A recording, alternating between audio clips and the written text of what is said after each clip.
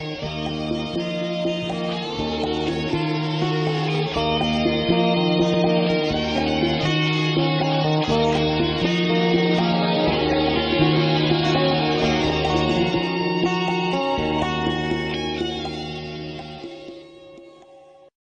to sort of barge in here and run this whole thing like this, but I guess, Marshall wanted to do this, so we happen to be in the area, and so here we are. Could you explain Project Camelot? Sure, I'll do that. We are a website for whistleblowers from Black projects, and we also interview contactees and experiencers and authors and researchers. This is probably not important, but just because I deal with whistleblowers. Yeah, that's okay. So I'm going to turn that off. I just always have to chat. If you understand whistleblowers, so whistleblowers from Black projects are just like whistleblowers in any sort of mainstream, except that they're much more covert, and a lot of them are breaking national security oaths, etc. And we're famous for doing what is called the guerrilla filmmaking style, just putting a camera in front of somebody. We don't do sound bites. We allow them to talk for like 2 hours at a time. I'm not your usual interviewer, so, because I get a lot of flack. Some people love it and some people hate it. So my apologies to those of you that hate it. But what I do is I tend more to delve into and challenge and, and really go into a subject matter and try to bring out the person in ways that they're maybe not accustomed to doing. Because the whole mission that Project Camelot is about is to get the truth out. And what happens with whistleblowers and a lot of people that are giving testimony of any kind, there's a lot of programming often that takes place. And so I will occasionally interrupt and ask questions that throw them off track because I tend to get the truth when I do that. And so it's an interesting tactic. But in this case, Marshall, I've prepared him. But also he seems to be, more or less used to giving the truth as he knows it. So this won't be so jarring for him, as it is for sometimes some of my interviews. So that's the overview.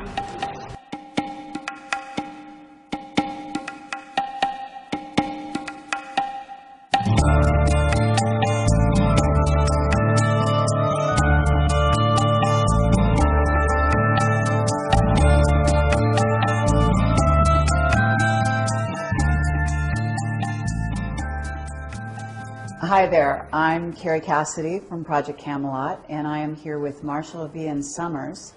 And this is a very impromptu interview done in a live setting because Marshall is up here in Estes Park, Colorado, and I happen to fly into Colorado as well to visit some friends this weekend.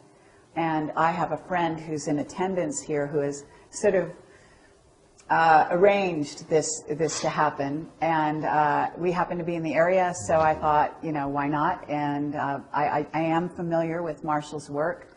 I've read Allies of Humanity, I believe the first ebook, maybe even the second, I don't know. I read an ebook. Read an ebook, okay. And so I am familiar with a lot of that, and I approve of that message, let me say, because it does take into account some of the philosophies of Project Camelot in general, and I will allow Marshall to really go in depth on that subject. It's very exciting to be here. It's a beautiful setting here in the Rocky Mountains, and gorgeous day. I'm excited to meet you in person, and I'm very interested to hear what you have to say. And I will try to give you as little trouble as possible, but still make life interesting for the next hour. So, so hello, and please introduce yourself to the camera for the people that are not familiar with your work, if you wouldn't mind. Okay, well, my name is Marshall Vian Summers, and I am presenting what I believe to be an important, what I call greater community awareness and understanding about the people of Earth and our presence in a greater community full of intelligent life, and what our emergence into that greater community will mean for us and can mean for us, both the opportunities and the hazards involved in perhaps the greatest event in human history. And my background really is more as a minister. I left my work as a special ed teacher for the blind about almost 40 years ago, began to teach interguidance, had a personal revelation in 1982, which confronted me with the voice that had been counseling me both in my interguidance work and as a special educator. And that had a tremendous impact on altering the course of my life. And since then I have been receiving a vast body of teachings and insight commentary called The New Message. It's a new message for humanity. And a big part of that has to do with our encounter with this greater community of intelligent life, because that has a lot to do with why we are all here in the world at this time. But we as terrestrial dwellers do not yet have the wisdom, or nor the perspective, nor the insight enough yet to be able to comprehend this greater community sufficiently so that we as the native peoples of the world do not make the kind of critical errors that the native peoples in the past have made regarding their first contacts with explorers from beyond. Okay, now just because I'm curious, and I think that the viewer will be as well, you say you had a voice that sort of changed your path come forward, and I assume this is sort of like a contact experience of some kind. Yes. And I'm wondering, could you describe the contact in a little more depth? Certain race of beings, et cetera, and is this an ongoing contact? Do you feel that you're communicating with your higher self, or do you feel that you are actually communicating with a group of beings that are a specific race of beings, for example? Okay. I consider the voice of the voice, the primary voice, to be an angelic voice. And it was this angelic voice that began to speak to me in my work with blind children. Because anyone who works with the handicapped has to be able to develop certain kinds of intuitive skills. You can't go by the book if you're really going to teach young people how to be independent livers, or live independently. And so this voice grew in scope and power for me to such a point that it began to give me curricula to teach. And I taught that curriculum, and I also studied it. I also made myself the first student of my work always. And this built up to such a point that I had an epiphany of my own, because certainly that voice isn't here simply to make you feel comfortable or to make you happy, but to ask you to do something significant and to engage you in serving the world beyond what you had considered to be possible or even preferable before. So this voice experience has grown into a major aspect of my life and certainly the source of my work. And it was this voice that asked me to receive the Allies of Humanity briefings from a group of observers, off-planet observers, who were witnessing the extraterrestrial intervention in our world and wanted to provide us wisdom about that intervention, to equip us and forearm us and forewarn us of what that could mean for us. We have a real disadvantage in encountering this greater community, and so the Allies of Humanity briefings are here to impart greater community knowledge and wisdom to us, so that we may have this contact experience from a position of power and authority and responsibility. But the angelic voice is the voice of the new message. It's the voice that has presented all of my writings, all of my recordings, and now is beginning to reach people in other countries and around the world. So it has been quite an inexplicable journey. So whenever anyone asks me about my life and how did you come into this, I'm always bewildered at how I'm going to answer such a thing. And I think you understand this, because anyone who is connected beneath the surface of the mind, what you could call the higher self or the deeper self, begins to live a much more inexplicable life. And I know many of your readers and viewers understand this and experience this, as do the people who are gathered here today. I guess I'm a little confused in terms of when you call it an angelic voice and you say the Allies of Humanity material that you were given. Yes. Did that come from the angelic voice, or did it come from another group that was then communicating to the angelic voice? Is there some kind of relationship here? Well, yes. The Allies of Humanity briefings are briefings from an extraterrestrial source. It's an authentic off-planet communication that I was asked to receive. And I should mention that when I was asked to receive this, I was very resistant to it. I just did not want to get involved in this arena called the extraterrestrial presence in the world. But before, in 1996, I was preparing Greater Community Spirituality, which is a very core book to the New Message teachings. And of course, it deals a great deal with the greater community, understanding God at the level of the greater community, understanding our association, our individual association with the universe full of intelligent life, what wisdom means there, the things that we do not yet understand in order to function there responsibly and effectively. And it was this voice that asked me to receive an off-planet source called the Allies of Humanity. And I finally relented because after a while, I mean, freedom is no choice in that sense. And that began the briefings, the transmission of the briefings. The first set of briefings happened in 2 stages over the course of 1 year. And the second set of briefings all happened within about just a few days. And the third set of briefings, which has not yet been published, most of it was received in 1 day. And then last February, I received the final chapter to it. And there's a story behind the Allies which is pretty interesting because they're really operating as spies here in service to us because they represent free nations in our region of space. And freedom is rare in the universe, and particularly in our region of space. So we know from our worldly experience that free nations don't get along very well with unfree nations. And there's always a dissonance there and a difficulty. And so we are being, the world is now really being intervened by races who are here to take advantage of this world and of our position in this world. And the Allies briefings warn us about this, that this is premature contact, that humanity is not ready for contact. We do not have the social cohesion, we do not have the worldly wisdom.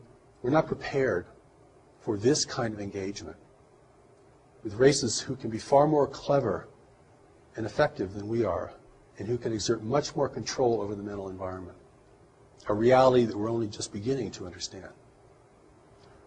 And so the briefings are really here not only to warn us, but to encourage us. Because what I see in the world today is that individuals and groups of individuals are losing confidence, not only in themselves individually, but in human institutions, human leadership. And of course, we all have good reasons to doubt human leadership. But this erosion of confidence in ourselves and one another sets the stage for the kind of intervention that is occurring in the world today, which is not a military intervention. It's an intervention of persuasion and dissonance, and it's manifesting itself in different ways. And so it's very important for us, particularly for people who have a spiritual grounding, who are focused spiritually, because we can make some very critical mistakes in assuming that whatever happens to us is the right thing to happen to us. You've heard these kind of platitudes. Mm-hmm. We're right where we just need to be. God gives us whatever we need. We can handle whatever happens. These are the kind of ideas that can really get us in trouble in engaging with the complexity of life, even as it's manifesting in our world today. Okay, well, very true words.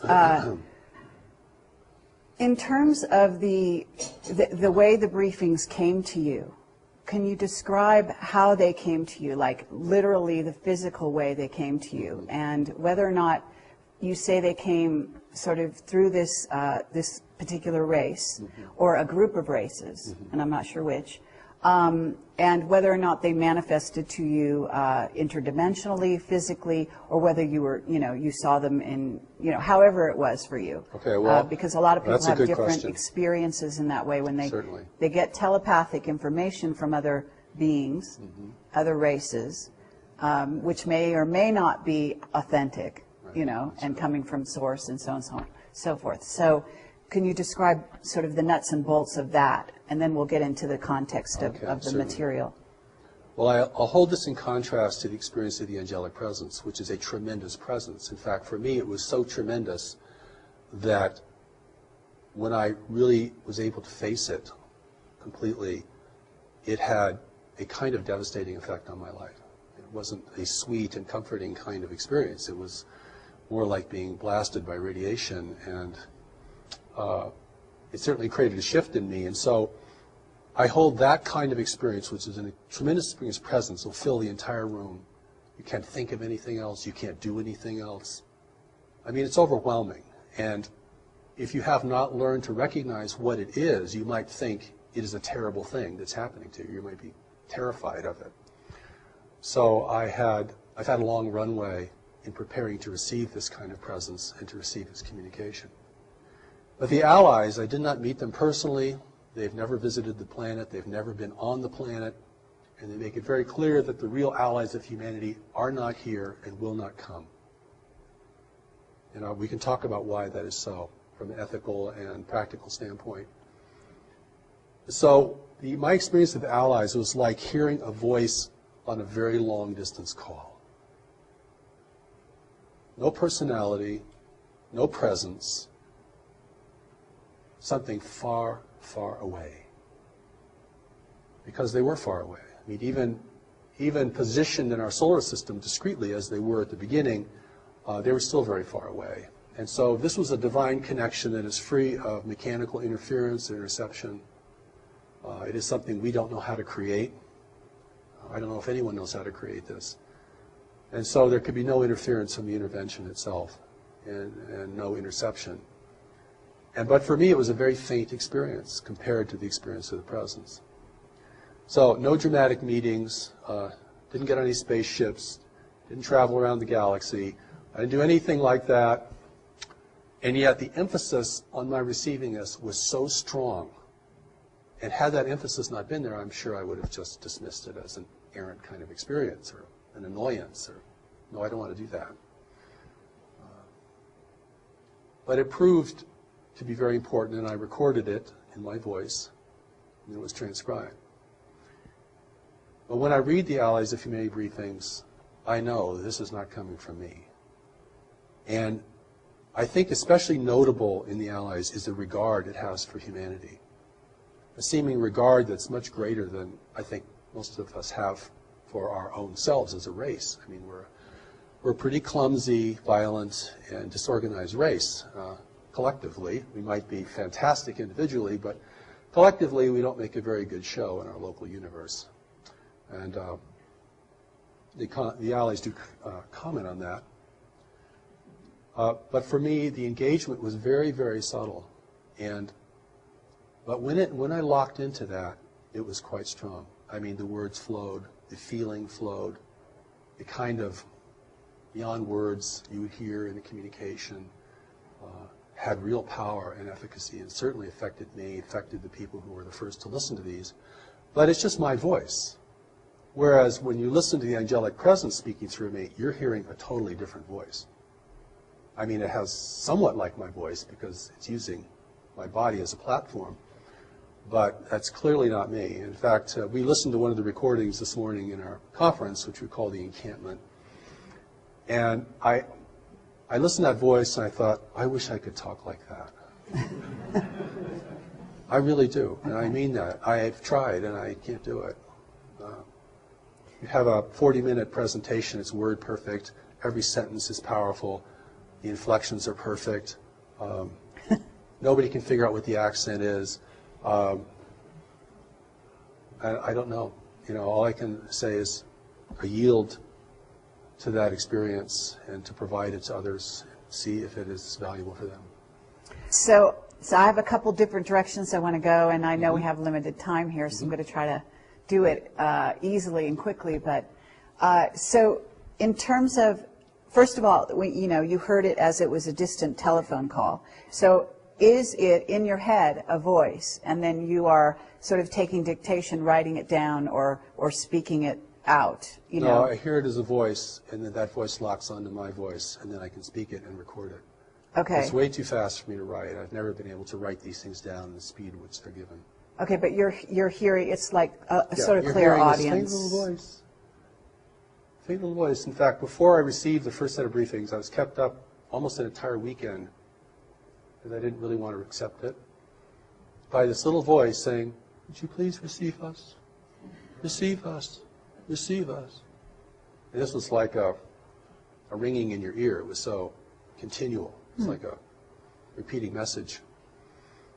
And but once I locked into the voice, I could speak it. And my inexplicable training has enabled me to do that. Okay. And once you started speaking what you were hearing, and you're saying, on the one hand, you did this with the angelic presence in a certain sense, then physically, I am assuming it was completely different. Completely different. The contrast couldn't be greater. Okay. No presence, no sense of anyone nearby. You're hearing something very, very distant. It's Nothing visual? No, it's like it's coming through a tube. Like someone speaking through a long tube. Okay. And that's one of the ways that I knew there was something very different, and that's why at the beginning I was resistant, because I just didn't want to deal with voices I don't know. And particularly if they claim to be off-planet and physical and things like that. But what they reveal, I think, is pretty remarkable and very clear and very shocking. And not only shocking in terms of what we don't know, but shocking in terms of what we have to might reconsider that we think we already know about the extraterrestrial presence and what it means for our world. I'd love to go down some of these paths very deeply, but at this moment, let's talk about what it is they are talking about. What are some of the main premises that they brought forward for the people that don't know? And I know that some people, certainly in the audience, are going to be very familiar with this. But if you could delineate out some of that information, Certainly. maybe quickly and concisely, and then we can go deeper into sort of the nature of some of the things you have more recently gotten. That's good. First, they want us to know that there are free races actually out in the universe. And that the universe is governed by nature, and no one has been able to overcome nature. Now, this is very important because we think technology has no end, and that it can replace all the constraints of nature. And they make it very clear that the more advanced a race is technologically, the greater its need for resources. The more it has to be engaged in complex arenas of trade, the more it has to be uniform and undemocratic, and the more it's actually vulnerable to having access to what it needs from the greater community. And we live in a highly populated part of the universe where there is not a lot of frontier, where there are very strict rules of trade, a great deal of control over territory. It's not the Wild West out there, free for our taking. And war has been suppressed in this region of space. Conquest is suppressed. So if you want to gain influence over another world, you have to do it through other means. And the other means have been cultivated to a very high degree. And we're talking about persuasion and deception. Okay. And here we are, the native peoples of the world, thinking that we're in the center of the universe, that if anyone would come to visit us, they would come to help us, most naturally, because we are so important to the cosmos. And, we, of course, want higher technology because we want power.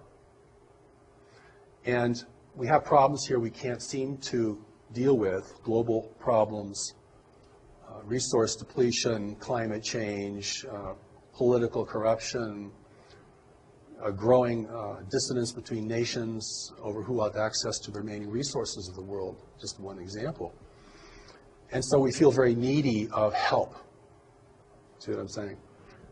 And so the Allies briefings make it very clear that those who are in the world today will present themselves as agents of change and beneficial change for humanity. The world cannot be militarily overtaken because it would destroy its value. None of the races visiting our world can live here because of the biological hazard. So they need human assistance. They need us to use the planet the way they want it used. And they'll even use all of our infrastructure.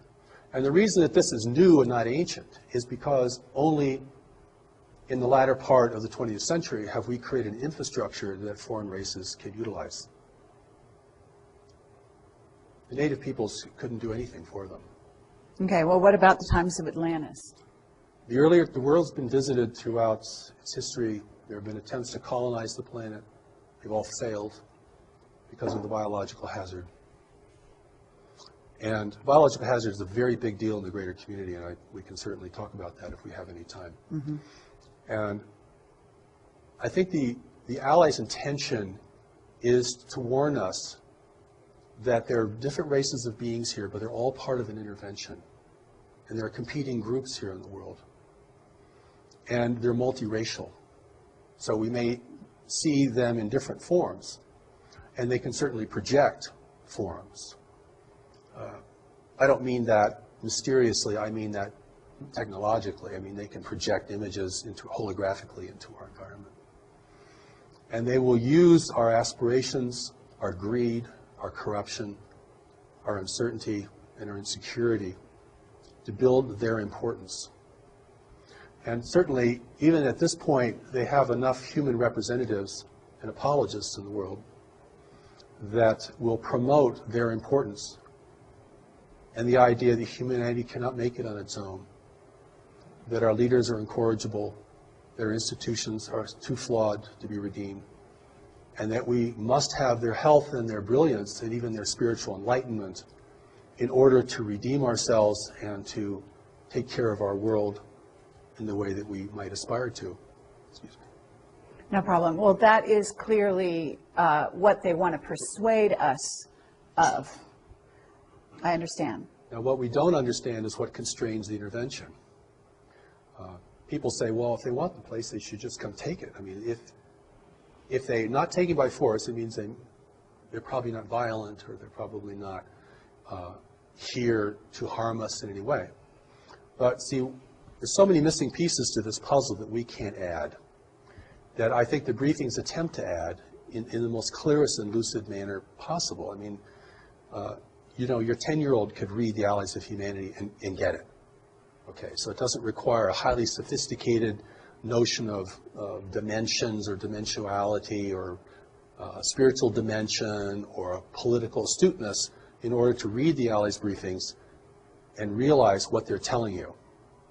Is they're telling you you're facing a subtle invasion that is not here to destroy you, but to utilize you, and will use your strengths and your witnesses and your adaptability to this world, which they do not possess, in order to establish their own agenda here. Their agenda here being that they want resources. They want resources. That they also, but they also want to inhabit this world.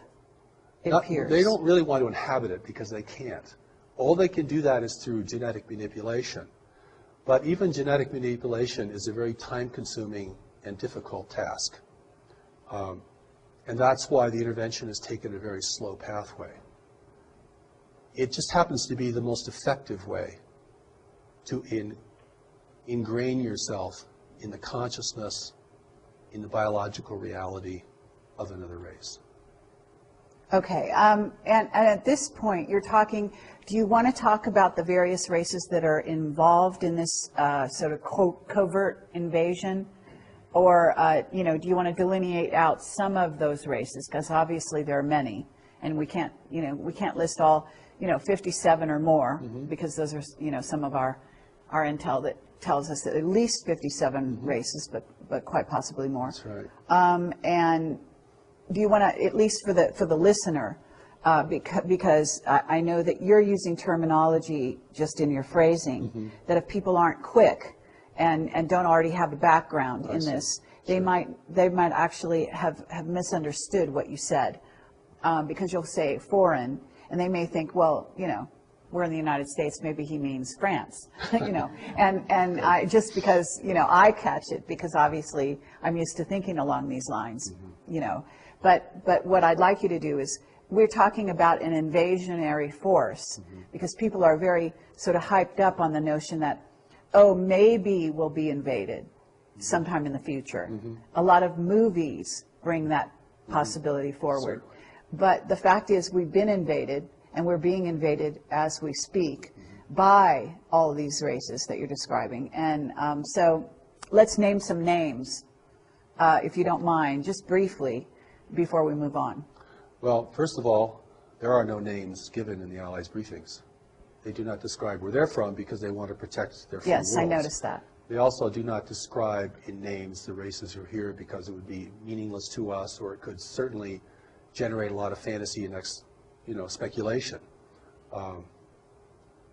What is important to us is to know that those in our world today are resource explorers, and they are working beneath the rules or around the rules of engagement that are established in our region of space in order to have access to our world.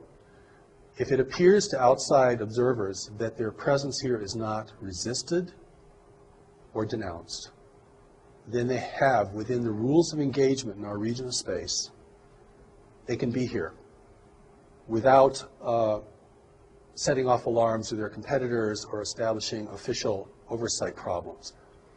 The official oversight is there's no government ruling the universe, but there are governments ruling trade. And trade rules everything for advanced nations that are interdependent with one another.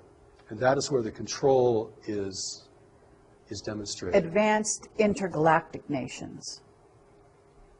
Yes, intergalactic. The advanced nations. And there's so many things here that, whenever I talk about this, I have to kind of paint a picture in the background because the picture is very different than what most people think today. We either think that the off-planet intelligences and races are either very demonic or very angelic, or we think there are good ones and bad ones. There are good guys out there who are going to help us, and there are bad guys who are not going to help us. The briefings themselves kind of set the record straight that in order to create an unambiguous situation on Earth, those potential groups who were visiting at earlier times are not here because we don't have the ability to discern, we don't have the subtlety or the insight to discern friend from foe. You cannot tell an ally from an adversary unless you're very skilled in the mental environment. Very intuitive, very insightful, literally a seer. Okay. Because they're presenting themselves as the saviors of humanity.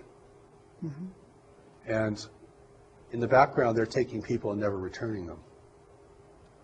In the background, they're building a new human. Not to replace us, but to determine our direction. I'm often also asked, and I never like these questions very much, but I'm often asked, is our president an extraterrestrial or is our leaders? I think the thing to understand here, because I've had an opportunity both through the Allies briefings and through the greater community teachings of the new message, which go way, way beyond the Allies themselves, is that those individuals that are being prepared to be in the world are here to advise the leaders. They're psychic, they're powerful, they're brilliant. You can recognize them if you have the eyes to see, but most people will not recognize them. They're not in positions of leadership, they're unaccountable to the public, you will rarely see them on camera. This is how an intelligent race gains ability and influence and control without the people knowing it. Certainly, because they don't realize they have somebody to rebel against. That's right. They think that they are in alignment, at least those that are following that particular person or group. Okay, so we have also, you made an interesting statement a ways back in which you said that in this area of I guess you said the galaxy, they don't allow, there's a lot of control and they don't allow war. That's right. And what I got was an overt war. And I wish you could talk about that a little more because that's an interesting statement. And, understanding in when I'm talking to you is what I have is a body of knowledge that comes not only from my own intuitive information, but also from the contacts, the whistleblowers, and the people that are feeding me information behind the scenes. So I have gotten some descriptions that dovetail, if you will, some of the things that you're saying. And, you know, too strong a way to put it would be evidence, but I certainly have witness testimony that would maybe substantiate some of the things you're saying. So what I'm trying to do is find out whether or not they reveal themselves or they reveal more about this picture. So when you say that there's control in this area of the galaxy, who's in control, and if there's no war, in a sense we know there's a war. Certainly there's a war spiritually. Oh, very much so. And so, but there are ways that this so-called war manifests, and it sounds like there's limitations in the way the war can manifest in this area of the galaxy. Limitations is a good word. Large nations, if they become involved in networks of trade, have great influence over each other. And it's a very competitive environment. The universe, our universe that we're going to have to deal with, isn't a big frontier with a bunch of uninhabited Earths out there that we can go migrate to when we've just completely used up this one. I mean, and this reality is a very competitive reality. And so the skill in mental environment, the skill in persuasion, the skill of seers, the skill of things that we might hold to be very spiritual, but now have been used or are used in a very mundane and even invasive way, are used a great deal. I mean, once the rules are established, everyone figures out a way to get around them, or to skirt them, or to operate within them effectively. And of course, we're like the young child that goes into the big city. Now, we don't know anything about the social reality, the political reality of that metropolis. And it's our naivete and our innocence that makes us probably endearing. I think you get this sense of endearment when you read the Alley's Briefs. They really think we're very sweet, actually. But they also indicate that, you know, some things we don't know that could destroy us. And not having any idea of what the reality is beyond our solar system is a tremendous disadvantage. So those forces in the world today are not, you know, operating in a military sense, but they're infusing themselves into the hierarchies of religion, government, and probably even more specifically or more greatly in commerce. Okay, but we do have war on this planet, and That's it right. is orchestrated, even from behind the scenes, by these so-called persuasive contacts or entities or races, as you call them. But there's also, from what I understand, there's also literal war taking place in the solar system and outside the solar system between some of these races. And yet you're saying there are limitations. So I guess what I'm curious about is not so much what's allowed on Earth, although certainly that's part of the question, but what is allowed in, let's say, what's allowed in our solar system? Because I've gotten information as to certain groups that are actually maintaining what you might call, what they call outposts on the edges of our solar system that either allow some craft in or don't allow some craft in. In other words, kind of maintaining trade routes, if you will. Well, there's supply routes for those who are here. And this is the complexity that gets really difficult because different nations have been contacted by different groups. And certainly, I'll say a few things that might shed some light on this. One is, if you want to gain ascendancy in the world and have your presence be the most trusted presence, then you have to weaken the strongest nations. And one of the ways you weaken a strong nation is by engaging it in intractable conflicts. And then begin to erode the confidence of its people in that nation. This is very much about persuasion and acceptance, okay? I make this emphasis about war because our whole orientation to space is war. Star Trek, Star Wars, War of the Worlds. Right. This is where we're coming from as a people. We think the universe is just another big battleground between empires and freedom fighters and all this kind of stuff, which is a total projection of, you know, our reality here on Earth. But the truth is, we're facing a non-human universe. And that alone is enough to give people chills. We're facing a universe that does not value human values. But we're also facing a universe that, like every other creature, requires resources to live, has to deal with competition, has to deal with provision, has to coexist with others. So our emergence into the greater community is an emergence into a much more sophisticated and complex environment. And we're going to emerge into this greater community because we can't stop. It's happening, not because we're going out and finding out what's out there, but because what's out there is coming here. Not all of what's out there, but some of it. The briefings also indicate that there are very few worlds in the universe who know of our existence. That's an Because interesting statement. those who do know keep it a secret. Fewer competitors. Or the freedom-loving races certainly don't want anyone to know, because if freedom is rare in the universe and you begin to promote the idea that there's this beautiful virgin world down here being despoiled by its native peoples, its stewards, then you're going to have a lot of intervention. You know, it's in the, this is the Ali's briefings talk about this, as well as the New Message Greater Community teachings, is that we're following a very normal path of self-destruction. That most races that become technologically endowed begin to outstrip their world's resources and are usually engaged in the greater community, not because of their explorations, but because the greater community arrives, offering gifts with their secret plans. And that's how the inducement, that is the inducement. The inducement is not just to be a conquered people, because we'd resist. And if we resist, they couldn't function here, and they destroy the value of this world. But if we can submit, and if our desires and our ambitions can be enticed, then that's the best weapon there is to make the enemy drop their weapons and join you according to the engagement that you present. Okay, so on a certain level, what you're talking about, because as above, so below.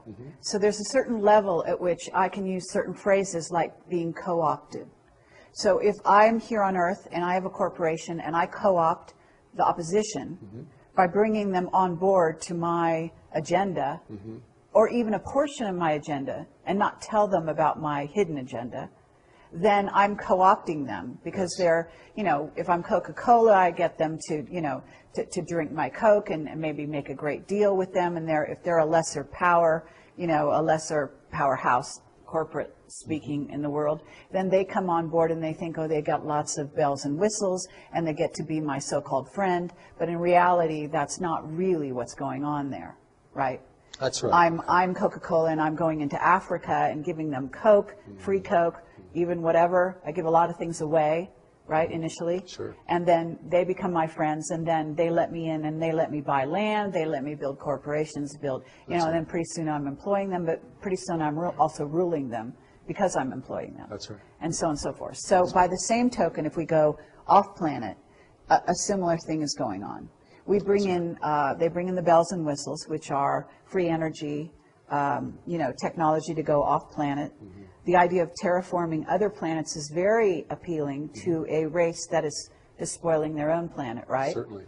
So there we have techniques to go off planet, to make going off planet more easy, and also to inspire them to possibly go to other worlds where they can then create a safe place, especially under the juncture of where we are now at, where this world is not only on a precarious road in terms of being spoiled by technology, but also by our misuse of technology, but also by earth changes that are imminent and beginning to happen.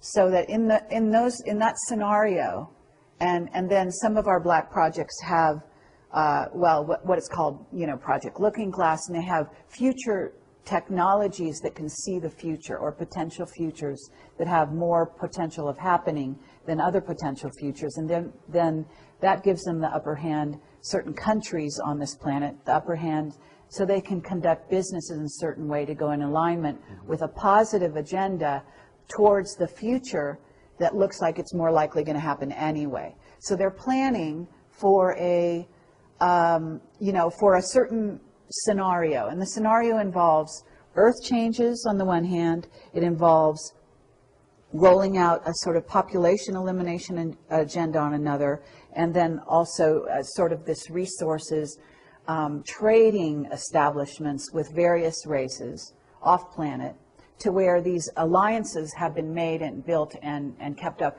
with the promise of greater benefits for the future, whether it be China's dealing with one race and told they're going to get benefits in the future of this, that, and the other, and ultimately they'll be the new rulers of this earth if they do play ball. And then you get the United States, who's had alliances with various other groups for a while, who has been told the same thing. And then you pit the two countries against each other so that they're always in a little bit diminished state or state of sort of semi-hysteria, or at least their militaries are, and so on and so forth.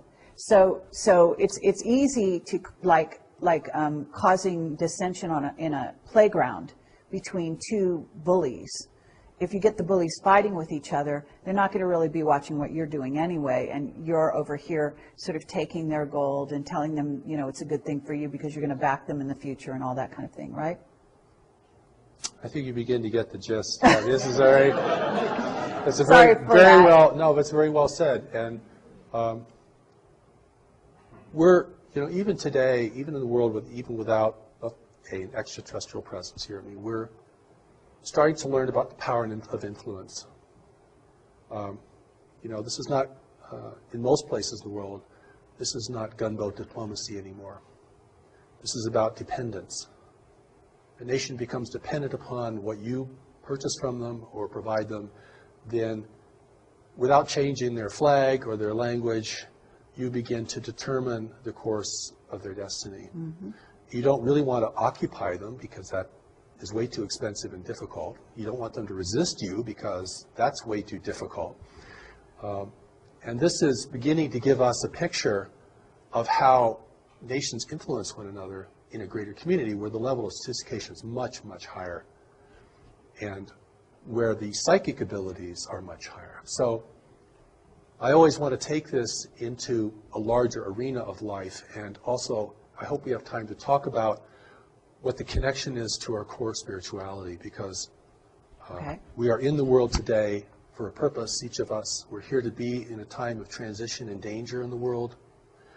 You know, the greater community, certainly many people feel connected to it anyway for reasons that they probably can't explain very well. And it's certainly going to be part of our collective and individual destiny.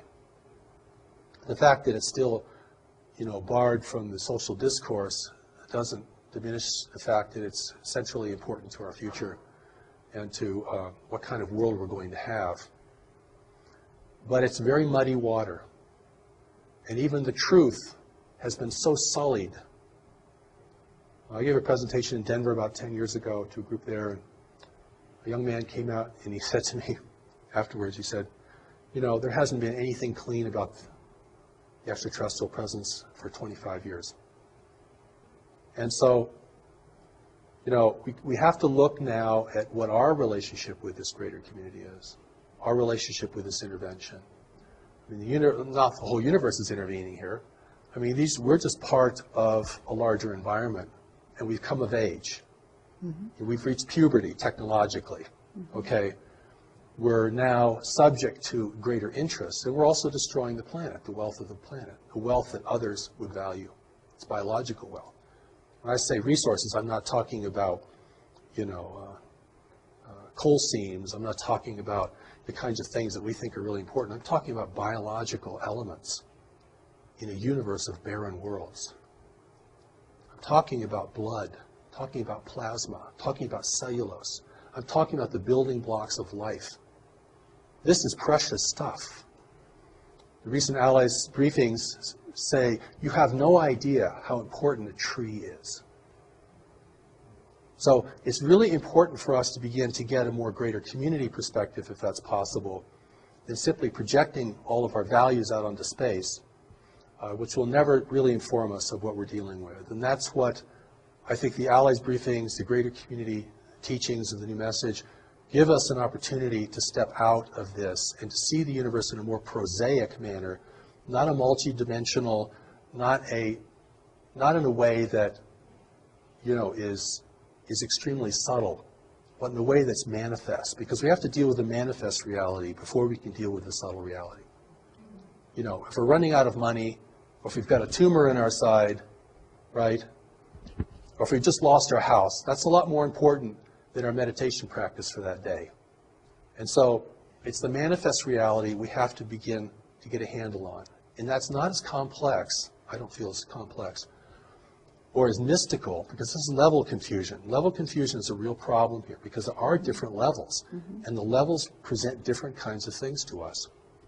But if we miss the fundamental level, then we're the native peoples of the world, encountering resource explorers that we know nothing about, whose intentions are never revealed, whose activities are surreptitious, whose impact upon people is generally destructive and manipulative.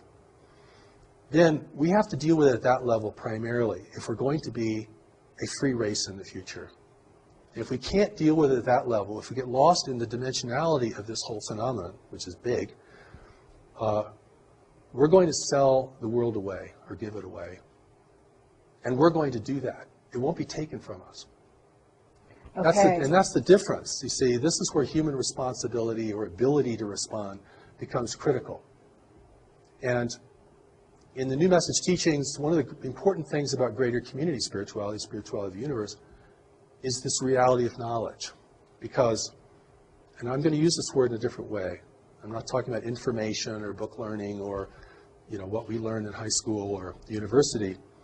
I'm going to talk about knowledge as a deeper mind. We can call it higher self, Christ self, Buddha self, whatever. This mind operates beneath the surface of our worldly mind, our intellect, which is pretty much totally conditioned. I mean, you're never going to totally recondition your personal mind. I mean, it is thinking how culture thinks. It is thinking according to our biological and social realities. It can think better, and it could be valuable, but it is very, very ingrained. Excuse me. Knowledge is really important here because it's the only part of us that cannot be manipulated. Okay. And I want to take knowledge out of the religious realm, if I can, or the high spiritual realm, because there's so many things associated with it, and bring it down into a kind of a consciousness baseline. This is the well of what you know and can know, and your ability to know. This is a part of you that's still connected to God. Not the part of you that's living a soul journeying through manifest reality. This is the part of you that didn't leave, that isn't journeying through manifest reality, or it's going with you, but it's not on that journey. This is the only part of us that cannot be manipulated by any worldly, extraterrestrial, interdimensional, anything. This is important because this is the source of our strength and our integrity and our ability to see. If that does not become the emphasis of an evolving humanity, then we will be seduced en masse. And we'll be seduced in a way we never thought we'd be seduced. And how we'll be seduced is being offered what we want, which is the most deceptive form of seduction there is. Beauty, wealth, and power is part of that, certainly. And we're very primed for it. I mean, as the world becomes more disorderly, as resource depletion continues, as nations become more fractious with one another, and we're entirely able to make our own war, by the way. You don't need any help from beyond to do that. We're very good at that. We've been doing that for a long time, and nobody has to teach us anything about that. But the wars that we become engaged with, particularly in larger powers, do have a purpose for the intervention. If the only nations that could really rally the world are weakened sufficiently through intractable conflicts, and if the two or three strongest nations in the world are repitched in opposition to each other, or that's fortified, there will never be a consensus here. And that doesn't take as much intervention as you might think. Because everything that happens that we do is a result of our decision making. And what influences our decision making is what informs our decisions. And this is where the power of knowledge becomes essentially important. And this is where our spirituality isn't just a wondrous place to be or a place to escape into or a coping mechanism for dealing with a harsh and incomprehensible world, but becomes the traction for really being powerful here and insightful and beyond persuasion. And this is the part of us, amongst other things we have to develop, that's very core to our success, in my view. The Allies briefings talk about this. The power of knowledge, the greatest power in the universe, and the intervention's not using it or they wouldn't be here. At that level, you can see this clearly. This is not a mystery. I've gone to conferences that said, this is not a mystery. And everyone's like, what? Because keeping it a mystery is part of the deception. We're going to keep this so inexplicable and we'll never get it, and it's magnificent. It keeps the adventure going. Like, this is an adventure in consciousness. Study these things. That's one line of thought. So when I've gone to speak to groups of people and presented the Allies briefings in as gentle and compassionate way I can, I mean, the resistance is tremendous because it's like I'm taking people's parade away from them. I'm taking their lollipop away from them. I'm depriving them of this really exciting thing that's going on and turning it into just another damn thing we have to deal with in life. And okay, at that moment I'm going to stop you so we can change tapes. I'd like to talk a little about God because God is a part of this. And we are spiritual beings with a spiritual origin and spiritual destiny. And I think our spirituality is actually one of the core strengths of humanity in a universe of highly technological and secular worlds, which predominate in our region of space. We do not need to look for other races to spiritually enlighten us. We actually have the materials to do that ourselves and have actually done fairly well in keeping the mystery alive here, where it's died in many, many other places. When I talk about God, I'm not talking about our various belief system in ultimate power. And of course, whenever the word God is mentioned, people run into all their dissonance about religion and moral issues about religion and organized religion and so forth, except to say that the thing that is going to enable humanity to enter into this greater community as a free and self-determined race is going to have a lot to do with our spirituality. And I don't mean our spiritual belief or the subtleties of our spirituality. I'm talking about the part of us that is connected to it firmly and immutably. Because if that's the only part of us that cannot be manipulated by any worldly or otherworldly force, then that represents the source of our wisdom, our strength, and our unity with each other. Because in facing the intervention in the greater community, we are certainly facing an adversity that we're unaccustomed to and do not really know how to discern very well. And I don't think anyone in government really knows how to discern it either. I don't think there's a secret group that's got all the cards on the table. And they're being influenced as well.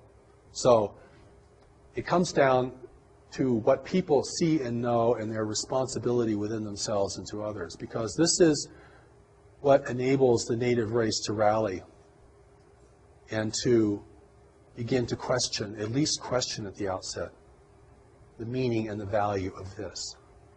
If we're hungry for technology from beyond the world, which is part of the inducement, it's liquor for the natives, for sure. If we want others to come and rescue us, that will be accommodated. If we want an overseer in the world that's non-human, that will be provided. But it's really, we have to grow up and become responsible. We're going to enter this greater community. You can't have a nation full of run by tribal conflict and warring nations. And so in adversity here is the opportunity. And the opportunity is the intervention and the breakdown of environmental stability in the world are the two things that can prompt humanity to unite in its own defense.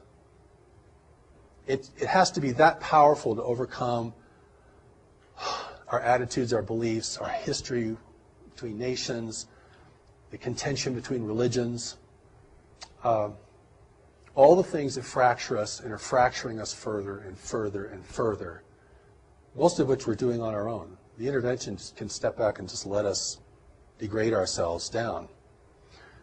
They'll help us do that in certain ways. But I mean, we're doing a pretty good job, even if we didn't get any assistance. The opportunity here is really that humanity has to unite to be in the greater community. There are 3 requirements for freedom in the universe: self-sufficiency, unity, and discretion. Now, we're clearly losing our self-sufficiency at an alarming rate. And we're spending tomorrow's inheritance like there was no inheritance. We're selling our children out, frankly. We're going to use up everything as fast as possible, always thinking that the well will never go dry. And the world is going to reshape itself to assist us in that as we degrade the planet and change its natural balances, which have enabled the rise of human civilization. Those balances, if they become imbalances, can reverse that process. We have to become united, not that we're all clones of each other or we all live under one flag, but the cooperation is, united we survive the greater community, divided we fail to it, we fall to it, eventually.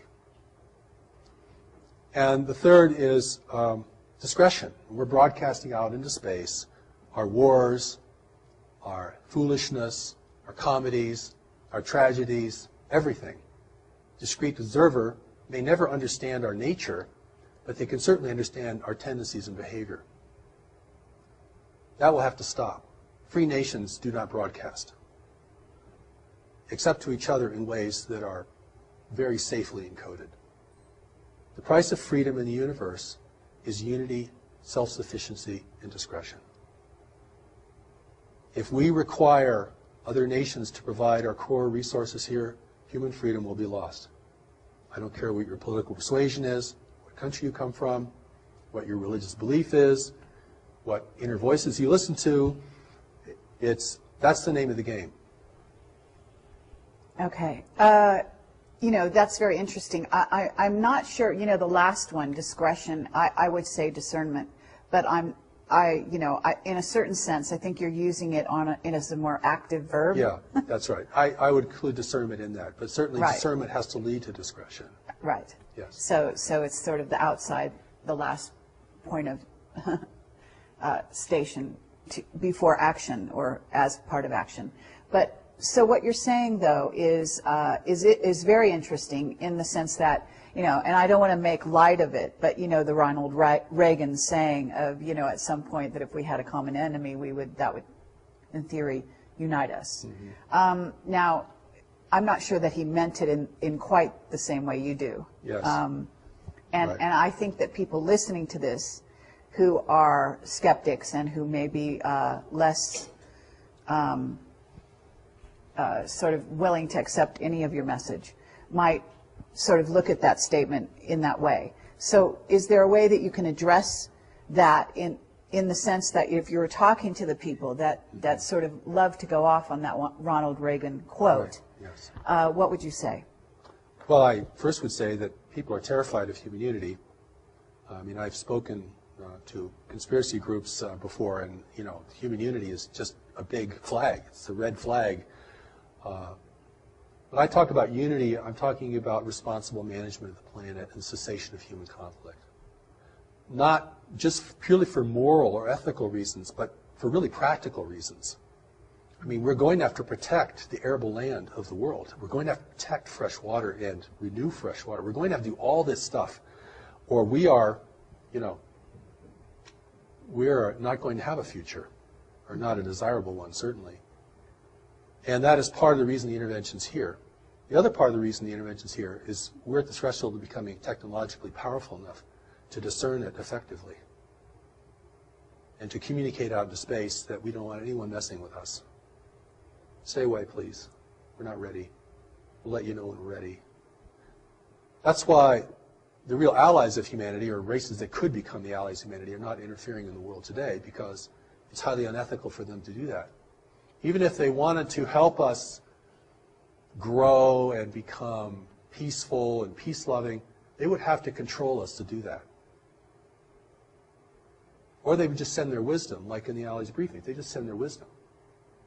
They're not sending, advisors down here to encourage us, persuade us. See what I'm saying? There's a big difference between sharing wisdom with somebody and beginning to control their life, or trying to control the life or the outcome.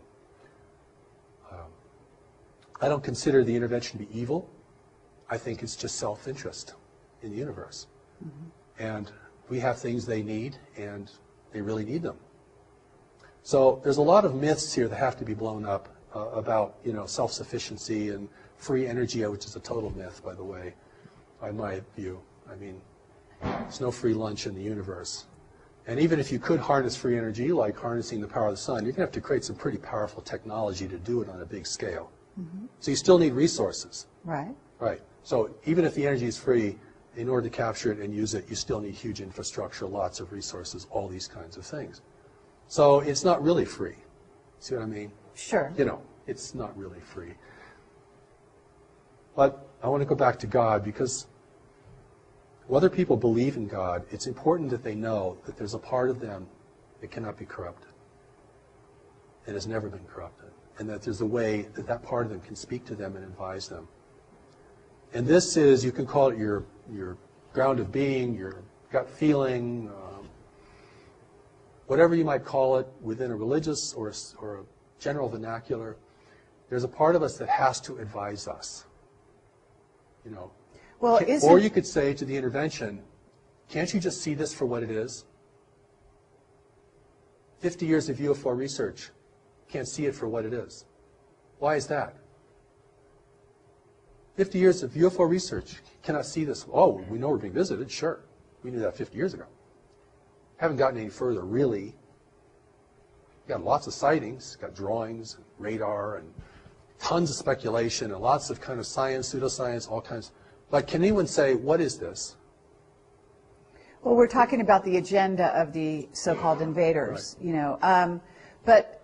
But what I'd like to get back to this idea of what you're talking about, which is sort of humanity's core essence, if you will, which might be the terminology I would use. But on the other hand, I also noted that a while ago, you related to a soul as not being the same thing as this essence that you're speaking about.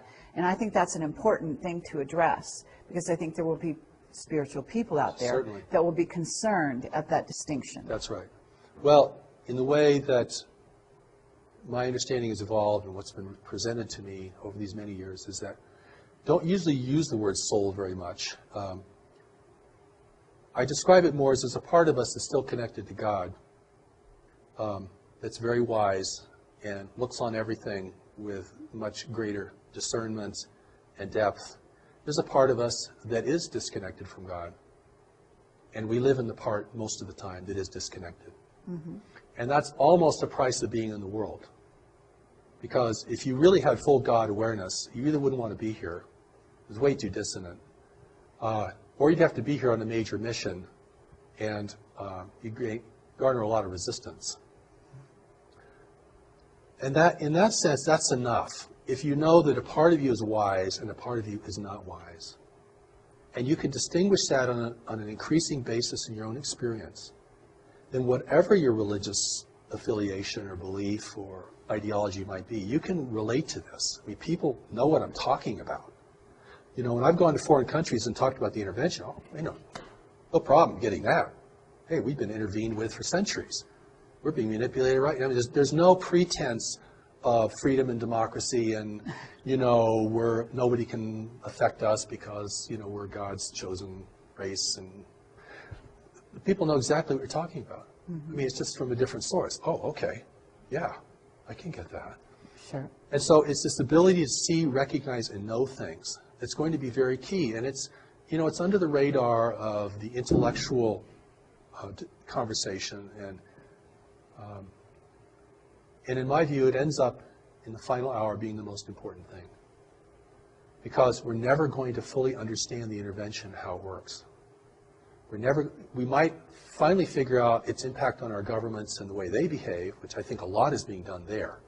I think on our end of the spectrum, we're putting a lot of things together. And that's your work. And it's very laudable work. It's very important work. Because that's the part of us that's going to capitulate first.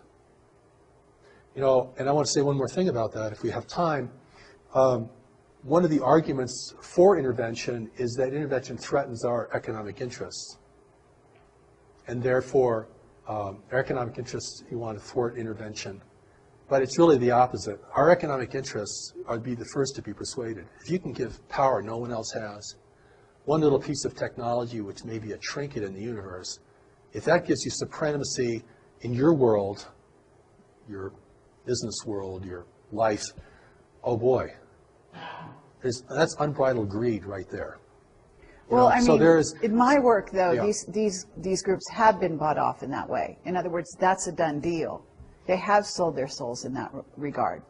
So what we're talking about is, now that they've done that, and they've done it in our name, so to speak, whether it be the U.S. government or Chinese governments have made deals with the visitors, okay, for these trinkets, as you call them. So knowing that it's been done, now what? Well, I don't think it's a done deal, because there are elements in our government, this is what the Allies talk about. They don't really talk about our government because they don't really know much about our government, except that we transmit everything. Even the government transmissions can be, somebody could sit out there and read just our entire script, you know what I'm saying? There are factions within our government that are aware of the intervention and support it, and there are factions that resist it. Oh, right. So sure. this becomes very complex. I mean, when we talk about they've all been bought off, no. Has the government's all been bought off? No. The situation is much more fluid than that. Mm-hmm. Okay. Or it is a done deal. And we're just, you know, underlings that are just going to complain and revolt and, you know, make a lot of noise and nothing's going to happen. The situation, the outcome has not been determined. Okay. And this is very important. Otherwise, you're really going to disempower people. Mm-hmm. And it's a very complex situation because we're talking about influence permeating lots of parts of our life and in ways that we are beginning to understand. The other part of this equation is the intervention itself. What guides it, what restrains it, what it can and cannot do, how it has to behave here because it's being watched by other nations. And so if it appears, like I said before, if it appears that we are tolerating, at least tolerating its presence, if it appears that we're accepting and benefiting its presence, then it looks like we are granting them permission to do whatever they want to do here. If that's the appearance, again, this is the problem. Okay, but there's a lot of that going on. So Yes. whether we can say, you know, we could give percentages and so on and so forth, but the issue that I'm kind of trying to get to is that if we have a faction, and we're certainly aware of what we call white hats in the government around the world, who are not willing to cede sovereignty, mm-hmm. whether it be of nations or individuals, mm-hmm. to these visitors, whoever they are, regardless. Mm-hmm. Then at that point we have, in a sense, allies of humanity in our governments and in the powers that be, so to speak. Mm-hmm. And so given that we have that, then what is the next step? Because, you know, there's a level at which individuals cede their freedoms, mm-hmm. okay, and that has to do with how they interact with visiting races, and then also with governments and so on. And then there's a level at which governments cede their rights and so on. Mm-hmm. So at what point do they pull back, and how do they pull back? Because you're saying, in other words, if it's allowed on a certain level or tolerated, as you put it, then they proceed. So how do they say stop? And what is the terminology, what is the means, what are the methods in which individuals or governments or representatives of governments say to these beings, say to these invaders, stop? Or how does it communicate it to stop? I mean, if there's appearance of resistance here, opposition and resistance, that's powerful. Even if it comes from, you know, the public. Mm-hmm. See what I'm saying? We don't know who's a white hat and who isn't a white hat in the government, and certain people certainly are, we can suspect in other ways, but it's what are we going to do? Right. What are you going to do? In your position, you have influence and can present many things to many people. What can I do? What can the people in this room do? What can mm-hmm. anybody do? I mean, the first thing I think we have to do is begin to recognize this reality is occurring, and we have a responsibility to deal with it. If we think it's all going to be our government that's going to negotiate the outcome, we've already seceded our personal responsibility, regardless of the makeup of the government. I mean, the government may be more diluted than we are, and much more influenced. That's very likely. And so, my view, but and that is, it's really, this is a real power to the people kind of message, you see. And I mean, even if you broadcast on shortwave out in the universe, you know, we don't want intervention. We don't welcome intervention. You know, anything, any demonstration of resistance. You know, I've been invited to speak at conferences, and I'll go to these conferences. I'm the only person who questions the extraterrestrial motivation. Everyone else is completely sold on this. It's groovy, at least some of them are good. And we're going to get into this because this is really exciting, and boy, we're going to get so much good stuff from these people. But we know as human beings that if you want something from someone, you can never discern them. You want something from the intervention, you've already given your power away. You're going to be blind because of what you want. Sure. Or what you think you need, or what you think only they can give you. And what can they give us? They're not going to give us real technology. We turn into weaponry and probably, you know, destroy the infrastructure of the world. They're not going to give us spiritual wisdom, or we wouldn't want intervention. They're not going to give us, you know, high integrity, because if we had high integrity, we'd realize we're being messed with and we want everyone out of here. You all go home, please. We're not ready for you. We'll let you know when we're ready. When we establish our own rules of engagement in this planet and our own ethics of contact, then we will see who amongst you we want to communicate with. That's from a position of power and authority. Listen, the Japanese kept the Europeans out for 200 years. And how they did it was they burned every ship that entered their region. Not very nice. But the message got pretty clear. And after a while, the ships stopped coming, right? So, you know, if the Native Americans had done that in the United States, we might have a different nation today. White people would be the minority. At a certain place, someone could say to you that if we are where you say we are, you know, what if I said to you that we are ready?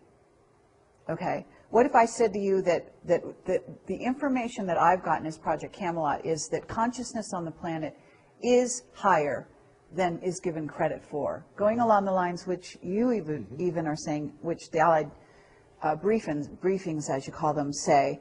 And this is something I talk about when I go out and speak to groups, which is the amazing powers that reside in humanity that we don't give ourselves credit for. Yes. The amazing riches and skills and gifts that each and every person bring to the equation here on Earth.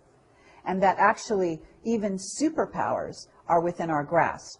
In other words, that this human encasement, whatever you want to call it, is perfectly conceivable for us because of our amazing potential genetically, as a genetic library, have all the skills embedded in our DNA that all the races that visit here have. In other words, they don't have something that we lack. We do have access to those things within ourselves. It's just that we don't know it. We don't develop it. But at this moment, I also think we are on the verge of, if you want to call it, you know, I would not say, as Jack Nicholson says, you know, you can't handle the truth. Actually, I say we can. And actually, speaking for this, you know, humanity here, I say there is a huge contingent, in my view. They write to us every day. Now, maybe I'm overly optimistic, but I feel that consciousness is at a place where they are ready. And so, just to wrap up, what would you say to them? And I think some of your advice, or the Allies' advice in a certain sense, if you want to call it advice, is very pertinent. Because if we are on the verge and we are ready, then what's the next step? I would say that we can be ready, and we're not quite ready. We have, as you mentioned, we have the resources to be ready. We know more about this planet than any other race in the universe. We're the only race in the universe who could survive here successfully without a great deal of adaptation. We know more about our nature than any other race in the universe. We know more about our history and our tendencies than anyone else in the universe. And that if other nations want to help us, they should share us their wisdom about what life is really like and the pitfalls and dangers of functioning in a greater community. So my emphasis through all of my work is to empower people to be strong, effective, and compassionate. But we're going to need strength. I put that first, because you can't be messing around in the face of the greater community. This is big time life. And we're still in a very adolescent phase collectively as a race. I mean, we're still very indulgent and foolish, and we're not responsible to the future. We're not saving resources for the third generation out. I mean, we're using up everything. So I think the change in that is a change, not just a change of understanding, but a change of heart, to realize we are the stewards of this planet. If we want to continue to be the stewards of this planet, individually we're going to have to learn some new things. And we're going to have to become really strong and honest and effective in our lives. And this is about individuals now. This is not about going to change the government. I think that's pretty hopeless as the first step. We're not going to get them to divulge their information, because if they ever do, it probably wouldn't be whole or complete anyway. And so, but we do need to learn about the greater community itself. We do need to learn about our personal strengths and responsibilities. We certainly all have to get our own house in order, personally, individually. And that's kind of that's a great starting place, of course.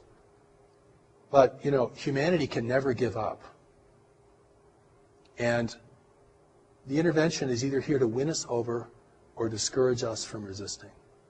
Mm-hmm. That's the power of persuasion. And I look around, I see, many people are on a downward spiral. They're losing heart, they're losing faith, they don't know how to handle their life. They're getting very discouraged by what they see in the world around them.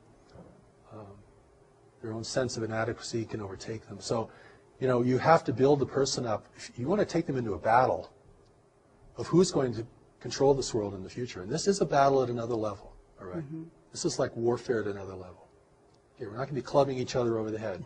But we are going to be determining, what has power and meaning in the world. And that's why, in my work, I present the Steps to Knowledge. It's available online. You can go read the Allies of Humanity at alliesofhumanity.org. Go to newmessage.org and study Steps to Knowledge. Putting tremendous things available so we can reach people not only in the Western nations, but all around the world. And something like 60% of the planet has access to cell phones now. It's amazing. And so that education and orientation has to happen, because no one on earth is going to win if an intervention is successful here. There are no winners amongst us. The profiteers will be subjugated just like the rest of us in a controlled world. And, we're rich or poor, whatever our race, nationality, we're in this together. This is our world. And we're going to have to really re-earn the right to have it be our world. We have to clean it up. We're going to have to build kind of networks of cooperation even just to do that. So I'm talking about something very expansive, very complex, but the incentive has to be there. And the incentive isn't just for wonderful things. The incentive is also the fear of failure, because we can fail. And there's nothing wrong with being aware of that. We don't have to be terrified of the world to be aware of that. That's just a reality that we know we can fail. And if we understand that correctly, without denigrating ourselves, then we know we have the power to rise to occasions. And certainly there could be no greater occasion than this. Thank you. Thank you, Marshall Vian Summers. And I really appreciate it. What I'd like you to do is just give out perhaps your URL for the people listening, and any attending knowledge that they need in order to find your work and to pursue it further. Good, thank you for that. The Allies of Humanity briefings are at alliesofhumanity.org. We're a nonprofit organization. And the first Allies set of briefings is up there for everyone to read. It's also available in ebook now. And the second Allies briefing is in print. The third Allies briefing we hope to publish next year. One of the seminal works on the greater community for us is called Life in the Universe, which we plan to publish next year through New Knowledge Library. And we'll send out announcements and so forth. Our main website is newmessage.org, and there you can see much of the New Message teaching is available online, both in audio, the original voice of Revelation, what people can hear, That's the voice that spoke to me, that was recorded, and you can hear that. As well as, we made a tremendous amount of things available to people, as well as elements for study and application, greater community education, all these kinds of things. We really want people to have access to this, and we welcome your participation. There is the Declaration of Human Sovereignty, which is a document modeled after the Declaration of Independence. It's kind of a statement indicating to the universe our will as the people of Earth, our rights. We establish our rights. We establish the fact that we are being interfered with, and we do not hold that to be appropriate, and the kind of engagement we would like to have with other nations who are interested in us. And that's a very powerful document, and I think, there's already minds working on this. This is, we may think we're alone, we have a small group, or maybe we're all alone as an individual, and we're trying to put all this together, but there is a groundswell around this, and there is a greater community awareness that's growing. And that awareness really has to be wise and efficacious, and that's why I invite people to explore these materials. And thank you again. Okay, well, thank you very much. Now, I'm going to ask you one question that's going to open a whole can of worms, but I'm going to do it anyway right at the end, sort of a addendum, because I realize that if I don't ask you, people are going to say, oh my God, you didn't deal with the subject. So, Earth changes, and you have a video out that's fairly recent that I saw. I'm not sure if I saw the whole thing. I saw part of it. And you're addressing some of the imminent Earth changes that are going to be happening, and specifically you were addressing even this fall. And so this is a timely interview. Yes. We're dealing with some possibly imminent Earth changes as I speak. Today is September 11th, 2011. Sort of an auspicious day, perhaps, by some people's estimation. There's potentially Elenin, there's potentially Nibiru and or the brown dwarf incoming to our solar system. Not sure where you stand on those topics. But basically, what can you say briefly with honoring the fact that you do have it, have some issues with the length we've been going and so on. Just briefly, could you address what you think might be imminent and why? Well, I'll deal with the prosaic first, and the things that we can all touch upon is the fact that food, water, and energy are declining resources in the world, and will be increasingly so. And those things, which seem the most ordinary kinds of things, may in the end prove the most difficult for us. Certainly, earthquake activity is increasing. Volcanic activity seems to be increasing, from my understanding.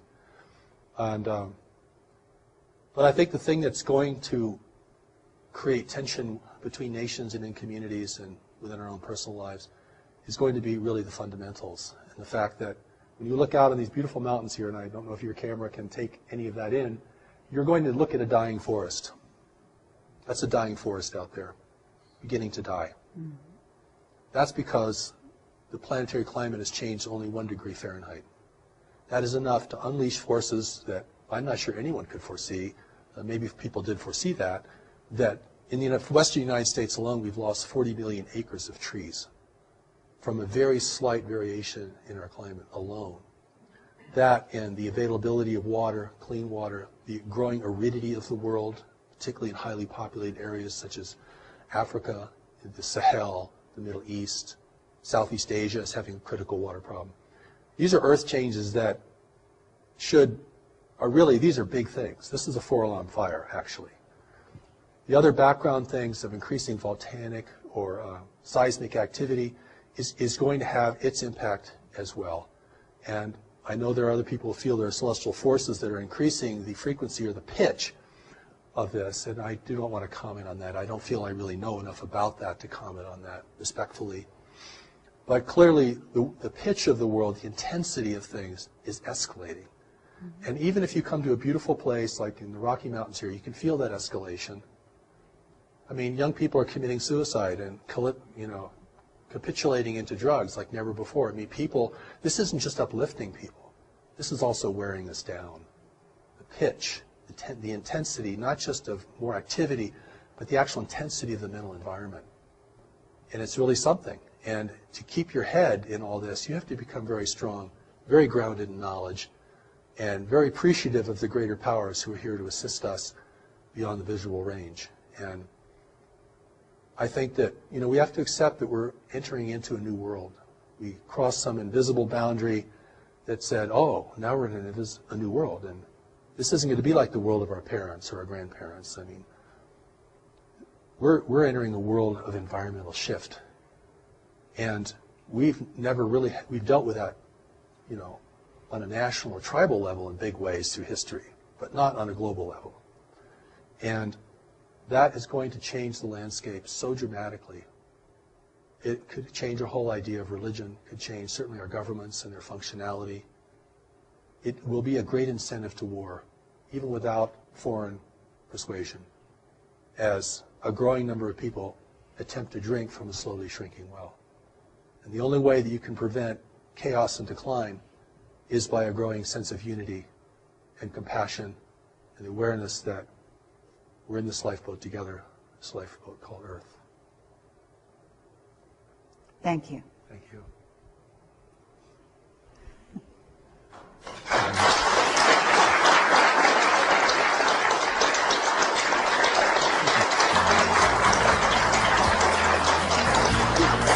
You're good.